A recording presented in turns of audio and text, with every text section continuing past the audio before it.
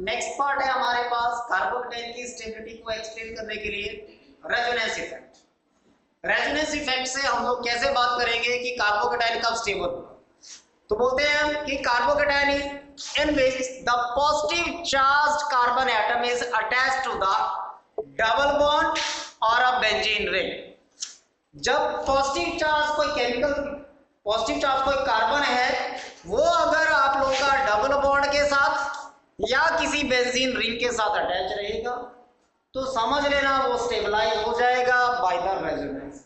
अब रेजोनेंस कैसे उसको स्टेबलाइज करती है, तो नीचे मैंने अलाइड कार्बोकेटाइन का एग्जांपल लिया हुआ है।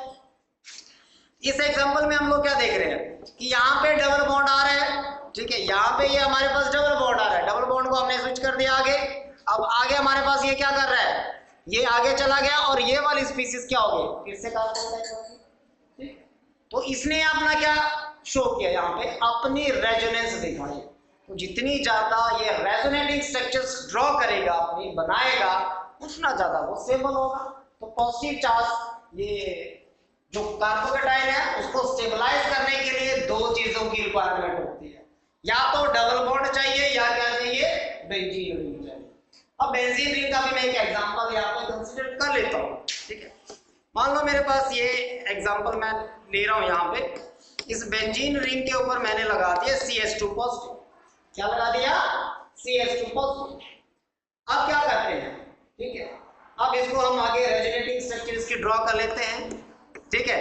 तो ये डबल बॉन्ड ऊपर की तरफ शिफ्ट हो गया, हमारे पास क्या क्रिएट हो जाएगा, हमारे पास यहाँ पे ये यहाँ से डबल बॉन्ड चला गया तो खुद यहाँ पे पॉजिटिव चार्ज, ऊपर हमारा CH2 स्टेबलाइज हो गया।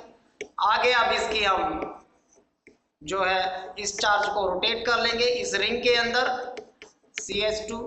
चलो आगे, अब इसको और आगे लेके जाते हैं, ठीक है। ये हमारे पास आगे एक और बन गई इसकी। तो यहाँ पे 1 2 3 और 4 मैंने 4 इसकी रेजोनेटिंग स्ट्रक्चर यहाँ पे ड्रॉ कर दी, बनी होती है, ठीक है। तो ये बेंजाइल कार्बोकेटाइन जो है, ये बेंजाइल था हमारे पास, बेंजाइल कार्बोकेटाइन था। अब ये भी क्या हो गया, स्टेबलाइज हो गया, ये भी स्टेबलाइज हो गया। अब किसने किया, बाय रेजोनेंस। अब इसको भी रेजोनेंस हमारी जो है वो क्या कर रही है, स्टेबलाइज कर रही है। तो दो एग्जांपल मैंने यहाँ पे कंसीडर किए, डबल बॉन्ड वाला और एक बेंजीन रिंग वाला, ठीक है। अब फर्दर अगर इसके आगे मैं बात करूं, ठीक है, तो वो भी मैं आप लोगों को बता दूं, यहाँ पे यहाँ तक लिखनी है सभी ने, ठीक है। तो अब जितने भी इलेक्ट्रॉन डोनेटिंग ग्रुप रहेंगे, क्या रहेंगे, इलेक्ट्रॉन डोनेटिंग ग्रुप रहेंगे, वो इस बेंजीन रिंग को, सॉरी इस कार्बोकेटाइन को क्या करेंगे, स्टेबलाइज करते हैं। और जो इलेक्ट्रॉन विड्रॉइंग ग्रुप होते हैं वो क्या करते हैं, वो स्टेबिलिटी जो कार्बोकेटाइन की होती है उसको डिक्रीज करते हैं। क्या करते हैं, इलेक्ट्रॉन डोनेटिंग ग्रुप, ये हमारे कार्बोकेटाइन की स्टेबिलिटी को इंक्रीज करेंगे। ये क्या करेंगे, इंक्रीज करेंगे। और जितने हमारे पास इलेक्ट्रॉन विड्रॉइंग ग्रुप लग जाएंगे, ठीक है, वो हमारे पास कार्बोकेटाइन की जो स्टेबिलिटी है उसको क्या करेंगे, उसको डिक्रीज करेंगे। समझ गए। तो अब ग्रुप आपको पता है, इलेक्ट्रॉन विड्रॉइंग कौन से होते हैं और डोनेटिंग कौन से होते हैं वो आपको पता है, जैसे मिथाइल, मिथॉक्सी, हाइड्रोक्सी, ये सारे कौन से हैं, ये इलेक्ट्रॉन डोनेटिंग ग्रुप है। कौन से हैं, इलेक्ट्रॉन डोनेटिंग ग्रुप है। तो मैं यहाँ पे अगर लिखना चाहूँ तो मैं लिख सकता हूँ, यहाँ पे CH3 आ गया, OCH3 आ गया, ठीक है, ये OH आ गया, ये सारे हमारे पास कौन से हैं, इलेक्ट्रॉन डोनेटिंग ग्रुप है, ठीक है। और इलेक्ट्रॉन विड्रॉइंग की जब हम लोग बात करते हैं तो आपको पता होगा सबसे पॉपुलर हमारा NO2 COH, ठीक है, ये आ गया। आप लोगों के पास CN आ गया, ठीक है, COR आ गया, ठीक है, COR ले लो, आप एस्टर ले लो, उसमें COR आ गया, ठीक है, Cl आ गया। ये सारे कैसे थे, ये इलेक्ट्रॉन विड्रॉइंग ग्रुप थे। तो ये सारे इलेक्ट्रॉन विड्रॉइंग ग्रुप हमारे पास क्या करते हैं, ये कार्बोकेटाइन की स्टेबिलिटी को डिक्रीज करेंगे, और ये जो दूसरे हैं हमारे पास इलेक्ट्रॉन डोनेटिंग, ये इंक्रीज है। और मैंने बहुत सारे लिखवाए हुए हैं, वो आप वहां से देखना, रेजोनेंस में आपको सारे बताएगा। क्लियर है इतना? इतना क्लियर है? अब इसमें थोड़ा सा अगर हम टॉपिक आगे कंसीडर करें सेकंड पार्ट में, ठीक है, सेकंड पार्ट में हमारे पास, सॉरी थर्ड पार्ट में आता है हाइपर कंजुगेशन। हाइपर कंजुगेशन, अब हाइपर कंजुगेशन की अगर हम लोग यहाँ पे बात कर रहे हैं, ठीक है, हाइपर कंजुगेशन हमारे पास कैसे, देखो हाइपर कंजुगेशन के अंदर जब हम स्टेबिलिटी ऑफ कार्बोकेटाइन की बात करते हैं, किसकी, कार्बोकेटाइन, अगेन हमारे पास वो रूल वही है, वो 3 degree 2 degree and 1 degree then methyl. ठीक, अब कैसे बात करेंगे, जैसे मान लो मैं यहाँ पे एग्जांपल कोई और कंसीडर कर लेता हूँ, ठीक है, मैं जैसे मान लो मैं यहाँ पे टर्शी ब्यूटाइल कार्बोकेटाइन, क्या ले लूं, टर्शी ब्यूटाइल कार्बोकेटाइन, ठीक है। तो टर्शी ब्यूटाइल कार्बोकेटाइन के अंदर हमारे पास कितनी स्ट्रक्चर्स बन सकती हैं, ठीक है, टर्शी ब्यूटाइल कार्बोकेटाइन, ठीक है, तो इसके अंदर कितनी हाइपर कंजुगेटिव स्ट्रक्चर्स यहाँ पे ड्रॉ कर सकते हैं, तो 9 बन जाए, ठीक है। अगर मैं आइसोप्रोपाइल, ठीक है, इसके अंदर हमारे पास कितनी बन जाएंगी, 9 बन जाएंगी, ठीक है। अगर मैं यहाँ पे आइसोप्रोपाइल ले लूं, ठीक है, आइसोप्रोपाइल कार्बोकेटाइन कंसीडर कर लूं, अब ये ड्रॉ आप लोग कर सकते हो, मेरे को इसमें बताने की जरूरत नहीं है, इसमें हमारे पास 6 बन जाएंगी, ठीक है। उसी तरह अगर यहाँ पे हम सिंगली अगर कोई नॉर्मल अगर कंसीडर कर लेते हैं इथाइल कार्बोकेटाइन, ठीक है, इथाइल कार्बोकेटाइन, इथाइल कार्बोकेटाइन, तो इथाइल कार्बोकेटाइन के अंदर हमारे पास सिर्फ 3 बनती है, कितनी बनती है, सिर्फ 3 और बनती है। हाइपर कंजुगेशन स्ट्रक्चर्स जो है हमारे पास यहाँ पे सिर्फ 3 बनेगी। अब बेटा जी अगर आप लोगों को नहीं समझ आ रहा है तो मैं आपको एक छोटा सा इसमें टिप्स बता दूं, ठीक है।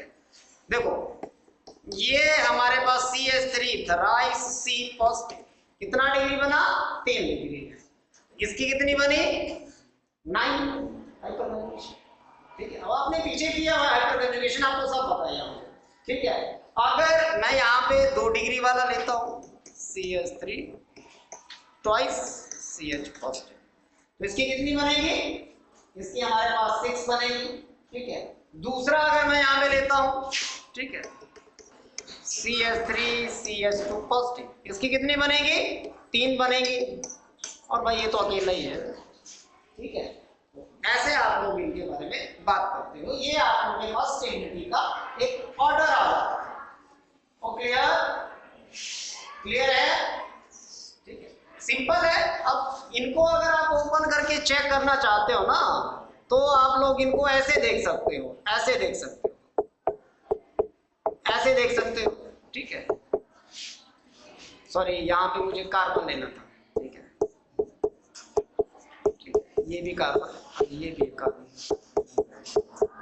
और ये पॉजिटिव चार्ज। तो देखो यहाँ पे ये कितनी बार घूमेगा, कितने हाइड्रोजन है, 3 है ना, तो कितने बनाएगा, 9 टाइम, एक बार ये आ जाएगा, एक बार ये, एक बार ये, ठीक है। तो जितने हाइड्रोजन है ना वो अल्फा हाइड्रोजन वाला, ठीक है, अल्फा कार्बन के साथ वाला, तो ये सारे आप लोगों के पास कितनी स्ट्रक्चर्स बनाएंगे, 9 बनाएंगे।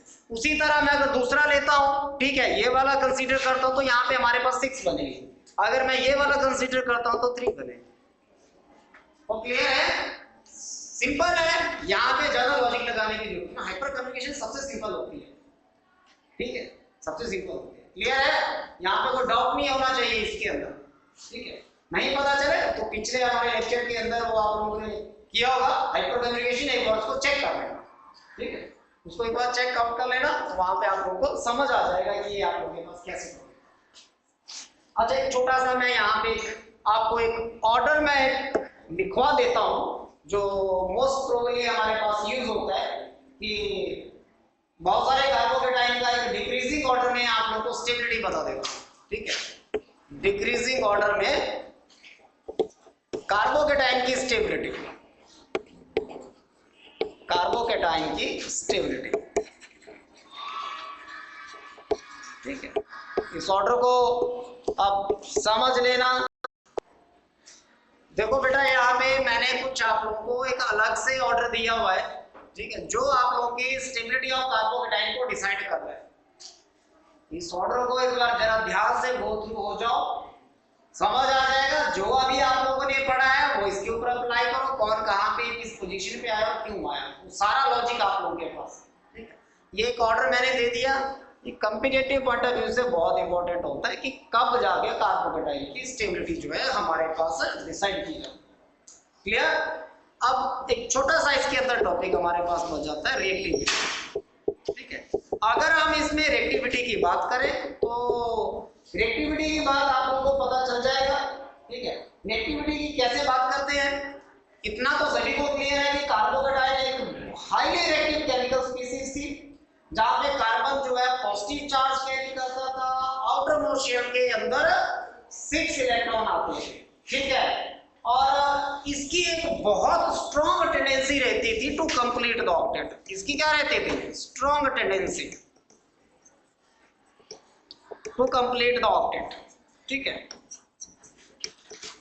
To complete the octet. बहुत स्ट्रॉन्ग अपनी टेंडेंसी ये दिखाता था कि अपने आप को स्टेबल कर। अब रिएक्टिविटी की बात करें तो जो ज्यादा स्टेबल होगा भाई वो कहाँ रिएक्ट करेगा, क्योंकि वहां पे पॉजिटिव चार्ज उसके सराउंडिंग में फैला हुआ है, वो किसी चीज का उसके ऊपर अटैक ही नहीं हो पा रहा, ठीक है। तो यहाँ पे रिएक्टिविटी की बात करेंगे तो 1 degree, then 2 degree, then 3 degree, ठीक है। तो रिएक्टिविटी हमारे पास एक सीक्वेंस में मैंने आप लोगों को यहाँ पे बता दी। ये सारा ओवरऑल टॉपिक हमारा बनता है कार्बोकेटाइन के ऊपर, ठीक है। कार्बोकेटाइन में वैसे मैंने छोड़ा कुछ नहीं है, आप लोग इसको बड़े ध्यान से कर सकते हैं। बाकी और भी है, अगर हम लोग इसमें ऐड करना चाहते हैं, ठीक है, और बहुत सारे टॉपिक इसमें ऐड हो सकते हैं कार्बोकेटाइन, ठीक है। क्लियर? वो क्लियर है इतना? ये चीजें आप लोगों को क्लियर हो जानी चाहिए, कार्बोकेटाइन हमारे पास कैसे